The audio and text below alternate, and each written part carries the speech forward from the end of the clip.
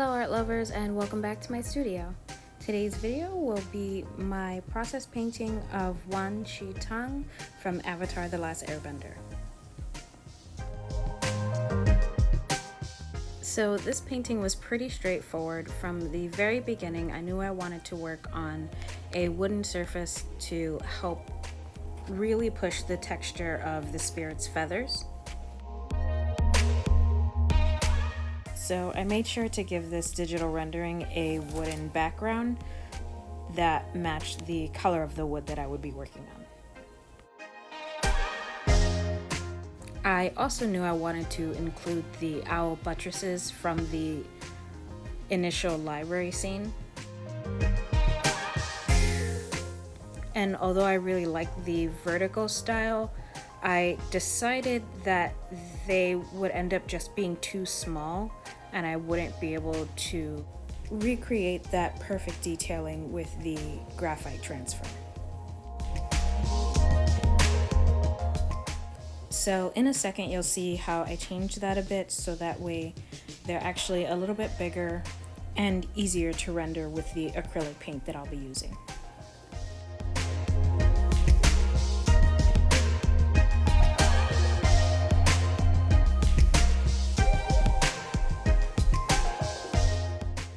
And I don't know what it is, you guys, about acrylic that makes me so super uncomfortable.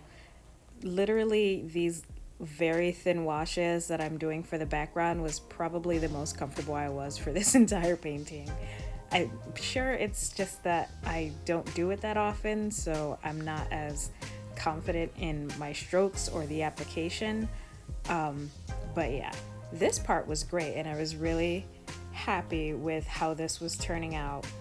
And when I started getting into like the thicker layers, I was like kind of freaking out at every turn. I like the overall finished look of this piece. It turned out pretty much the way that I wanted it to, but the process of getting there was like super stressful.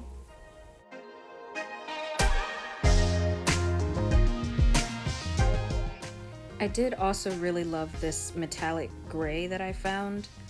It is an acrylic and I had to water it down to get these thin washes so you could still see the wood texture, but you can see here I'm putting it on without any water dilution, so it was relatively thick. It covered very well, and it was easier to use than the other acrylics that I had, and I'm sure that that's probably part of the problem.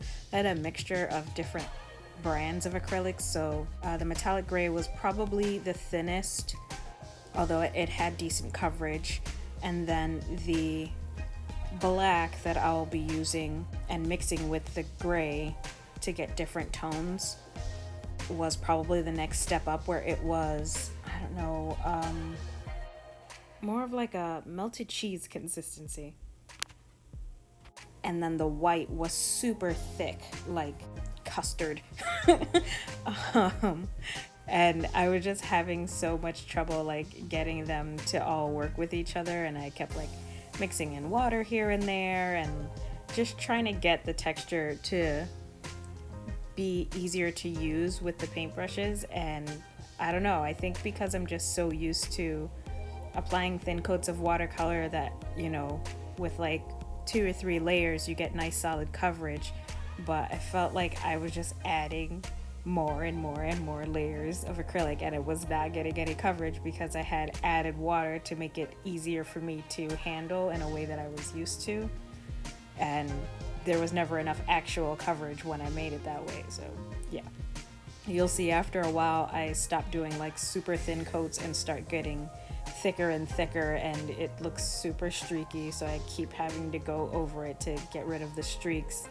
And I think eventually I give up and I just like put it on without any dilution, but then you get like clumps. It was kind of frustrating, but I got it done. It looks the way that I wanted it to.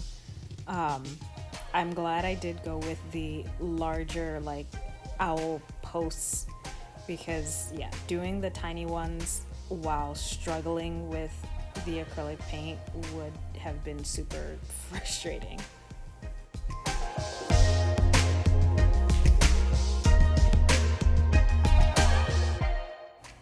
In hindsight, I think that this probably would have been the perfect opportunity to use a clear gesso or matte medium, but I didn't think about that. And I kind of expected that since I did fully cover the background in acrylic, even though it was thin washes, that it would do the same job, but maybe I'm wrong about that. I think that I will probably go out and buy some clear gesso or matte medium now, so that when I do my next acrylic on wood piece, it'll hopefully be easier and I won't forget if I have the supply at hand.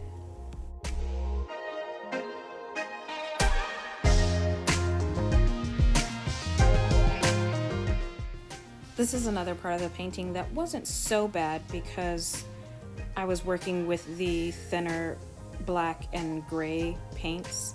I was able to loosely mix them, so it wasn't one solid color. There was like a little bit of the black and a little bit of the metallic gray, and I was kind of dry brushing it on there, as you can see, because I wanted, again, that really strokey texture to simulate the feathers of the owl.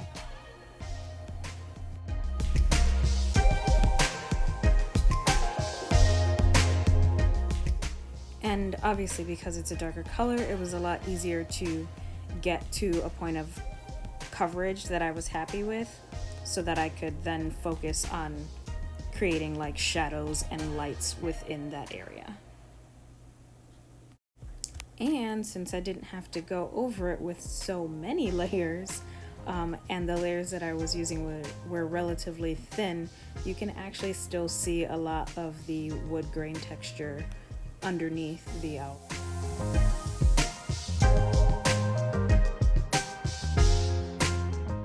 I think one of the important things to know with acrylic is when to like stop a section and let it dry. I have a tendency to want to keep working at it and keep working at it, and eventually you start to actually lift paint. So normally with watercolor I would just use a hair dryer to dry my layers, but I've had it happen in the past where I would be applying acrylic, and I don't know if it was a combination of the thickness of the acrylic that I laid down or if it was the heat of the hair dryer, but it can make the acrylic crack, and I didn't want that to happen, so I had to just be patient and wait for each layer to dry before I could continue on with that section.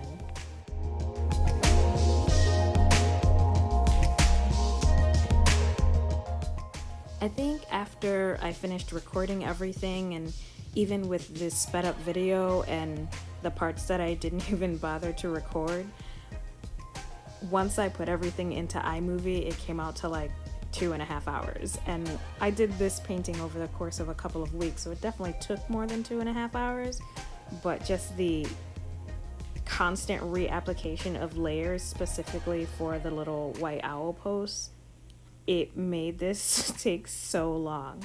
And I only show painting like 2 of those posts because there was so many layers and it took so much time to get those things done.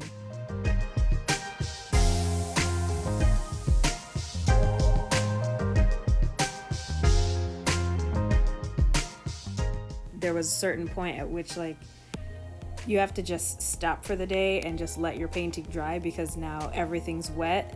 Which brings me to one of my other issues with acrylic is I always feel like I'm wasting my medium, because I'll like pour a certain amount into a dish and mix it and get the color that I want, and you know, hope that it's enough to get through and I don't have to recreate that color in one sitting.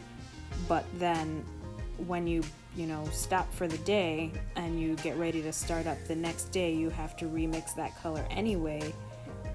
And even putting it in, like, I have a container that I would put all my little acrylic dishes in, sometimes they would still dry out, so I would have to recreate that color, and it's never the exact same color, because I would always try to reconstitute it with a little bit of water and add some more pigment, and it would just never turn out the same. I'm sure it sounds like I'm doing a lot of bitching in this video, but I really do enjoy the way that this turned out. And I think it's just important to remember that sometimes the process just sucks and you just gotta work through that, and don't give up on yourself, and just keep at it. It's gonna take a while sometimes, and it's not always gonna be super fun, but it's definitely worth it in the end.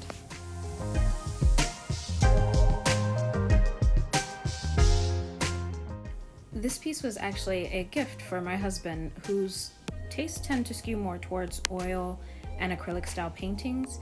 So one, I wanted to obviously give him a type of painting that he would enjoy, and two, I think it's important to practice other skills for people that are like freelance artists like myself. Not everyone's gonna want the same type of illustrative style that I enjoy. And although that is generally what I am hoping for if someone's asking me to do a commission, I want people to know that I have other skills as well, and I can do an acrylic painting if that's what you want. I can't do an oil painting because I've never tried, but you get my drift. I think it's important to make sure that you're exercising your other skills when you get the chance, and I love Avatar: The Last Airbender, and so does he, and it was a great opportunity to try something that I don't usually do, having a fully acrylic painting, and incorporate that into something that I really enjoy, and it made it easier to get through all the struggle that was happening.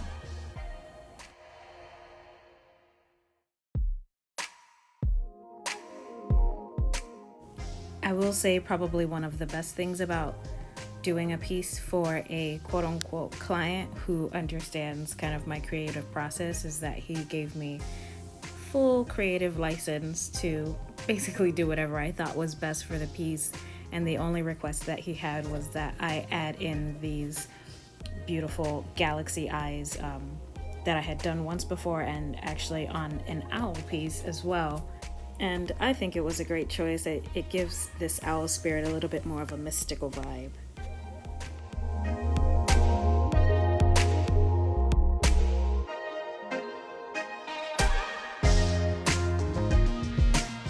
Since this piece is a gift, I won't actually be making any prints of it, but if you're interested, feel free to check out my Instagram page, which is kind of where I post most frequently. That's also where you can catch some of my other fan art pieces.